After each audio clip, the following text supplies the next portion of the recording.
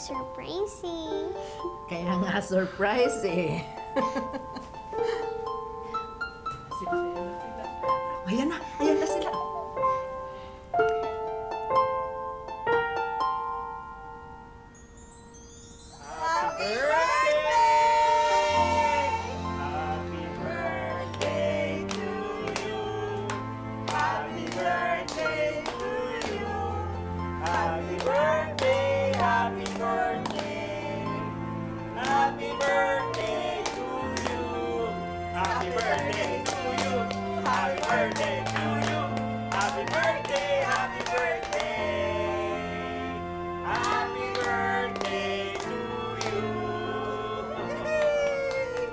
Ganda naman ito, Tay.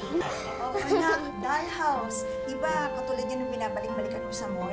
Kaya ginawan ka ng papa mo. Nak, pasensya ka na ha. Hindi namin kayang bilhin yung totoong dollhouse. Kaya ginawa ko to para sa'yo.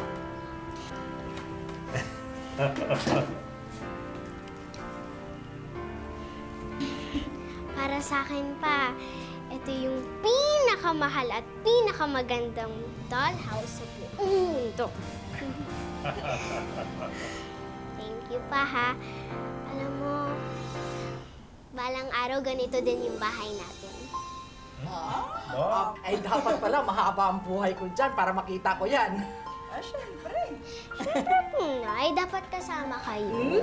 Mahal ko po kayong lahat eh.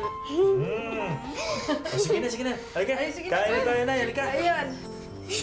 Syempre na. Mahal na mahal ka rin namin.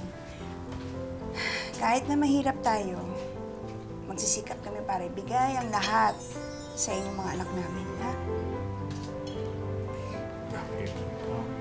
Sige, kain na tayo. Oh, parang kulang yan ah. Ganun.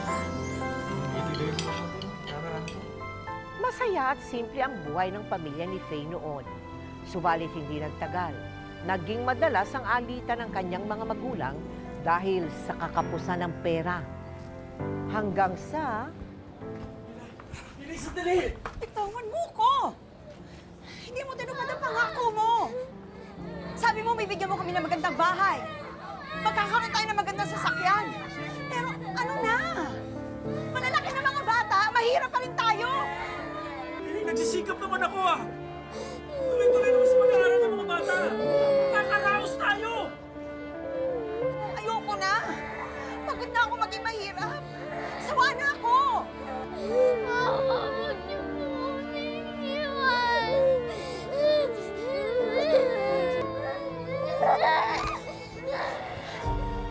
Kilay! Mama! Faye! Mama! Mama! Mama!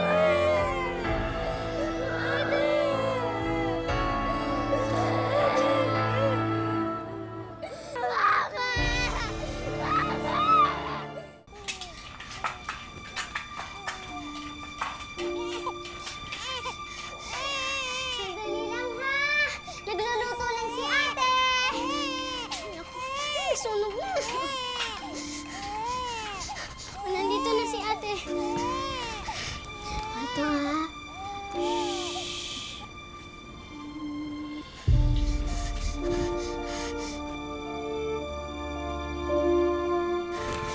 Ay, oh, pumasok na sa eskwela.